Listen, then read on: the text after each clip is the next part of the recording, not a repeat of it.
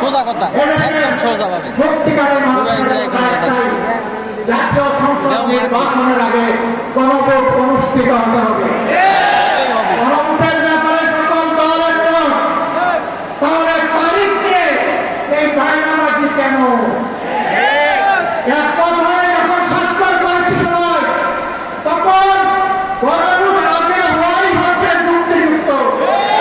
এর মধ্যে দিয়ে আইনি ভিত্তিক প্রশাসন তৈরি হবে ইনশাআল্লাহ, এবং এর ভিত্তিতেই আগামী জাতীয় সংসদের নির্বাচন অনুষ্ঠিত হবে। ওই নির্বাচন যখন অনুষ্ঠিত হবে, তখন আর কোনো সংশয় সন্দেহ থাকবে না।